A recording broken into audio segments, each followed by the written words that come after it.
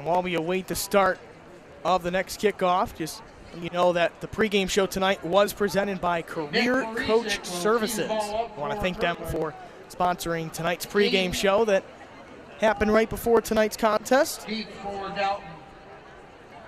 And a trio of return men deep for the Bulldogs, and they look to try to get the ball back and really get going, because if Kirtland can put together another drive like that their next time around, this game could maybe get out of hand.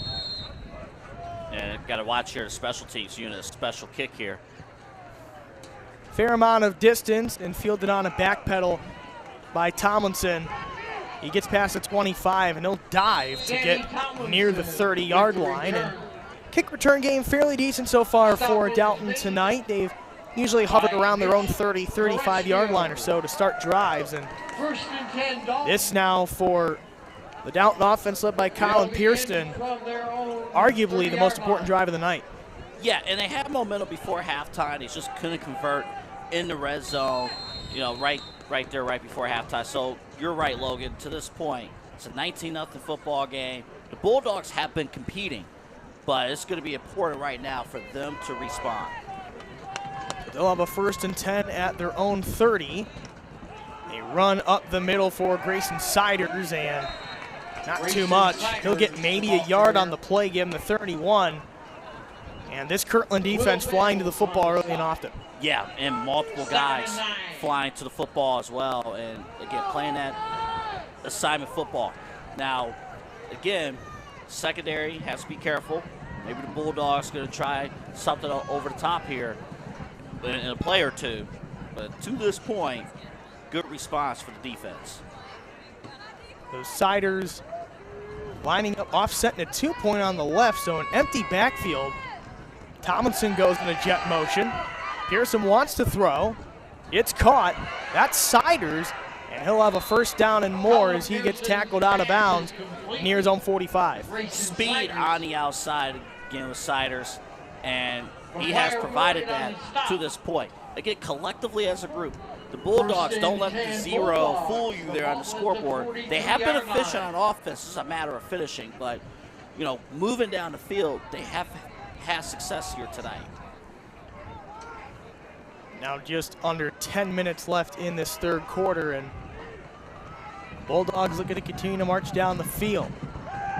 Pearson pumps and throws, and almost intercepted by Tommy Gogolin. Just got his hands on it, but couldn't haul it in. But still a great effort from the Kirtland secondary. And I believe that pass might have been tipped at the line of scrimmage as well. It kind of affected how that play was moving there. But in the traffic, dangerous throw could have led to a big turnover.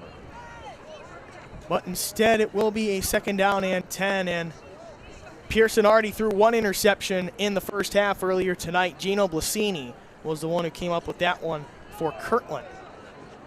And, of course, that set up a long 10-minute drive before Kirtland scored in the 2nd quarter. Pearson hands off inside, and down goes Siders. Siders maybe a yard with forward progress, and this run defense has been stout for the Kirtland Hornets tonight. And they've been getting to their spots. They've been doing the things that they've needed to do. And in between plays here, both teams look at their sidelines, getting their assignments as far as where to go. It is a chess match, not only between the head coach, but also the entire coaching staffs and what they're seeing. And it's taken a while in between plays here, Logan, just to get those play calls on both sides. So now a 3rd and 9 for Dalton. They'll go trips right. Pearson keeps himself, tries to get away, but he can't. Nice play made there from the Kirtland defense. Will Bates in there on the stop, and the punt team takes the field for Dalton. Yeah, and that play had potential.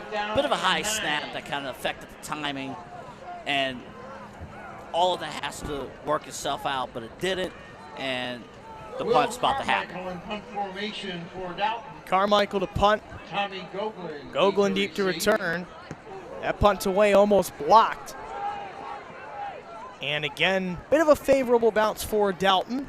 Doesn't go terribly far, but They will pin Kirtland near their own 25-yard line. 8:13 left in this third. And it's 19-0 Hornets, who are looking to really start to try to run away with this one on this next drive. Yeah, and just think, like, just that first offensive drive of the third quarter, the way it played out for the Hornets, aggressively moving down the field, and it showed right then and there. And you're right here, Logan. This is a critical part of this football game. And coming out to the field, they are motivated to take control of this. Jake Laverty leads the troops out on the field. Rocco Alfieri had himself a nice drive on the last one, a 22-yard touchdown run to end it. He gets the call here, and he'll get to his right. He's past the 50, down the sideline, cuts inside, and he's whipped down near the Dalton 35. Rocco Alfieri having himself a dandy of a third quarter. His strides are just incredible. He run. I don't know if there's such thing as running the football correctly, but that's how you run the football correctly. And just on the open field, it's just perfect. The knees is at a 90-degree angle when he's running. It's incredible. Quite the balance of power and speed from Alfieri. The junior, 5'11", 185 pounds. His brother Mike Alfieri, a few years ago, one of the key offensive and defensive linemen for the Hornets. Run inside, it's Alfieri again, and puts that power to work. He gets to the 30-yard line for a quick 6-yard gain. And the other thing too, you mentioned, when you're 5'11", you don't have the advantage that maybe a taller back could have, and you could take less steps. So you have to be efficient with your steps, and you've learned how to cover your runs, and the Hornets have done that, and they taught that very well. And you learn that young, too. This is an environment that, Logan, you're aware of course. It's an environment that has been established for the Hornets all these years, and it shows year after year. Definitely a youth football program laying the foundation for what's to come in high school, and plenty of that defensive front for Dalton encroached, but they got back to the line in time. Here comes Alfieri. Nice burst of speed past the 25. That's another Kirtland first down. And that ground game starting to maybe wear down this Dalton defense a little bit. Yeah, and remember again, this Bulldogs defense worked in the first half. They've been able to play efficient assignment football and swarm and get to those spots. We're not seeing much of that here in the second half as far as multiple guys getting to the football. But you have to work very hard to do it. And to this point, Hornets kind of taking over right now, the wear and tear. Already nearing 6 minutes to play in quarter number 3. Hornets very close to the Dalton red zone. Handoff, it's Alfieri. He's near the 10. Look at those legs go, carrying nearly the whole defense with him, and he is in for the Kirtland touchdown. Unbelievable! Are you kidding me?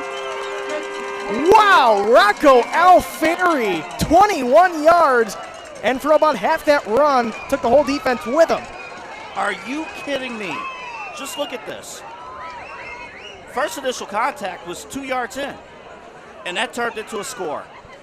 Just driving, everyone that second effort with the Hornets. And look at that offensive line, too, getting behind him, continuing that push. Whistle didn't blow yet. They helped him get into that end zone. What a run, and the extra point is good. 5:55 left in the third. A 21-yard touchdown run from Rocco Alfieri makes it 26-0 in favor of the Hornets.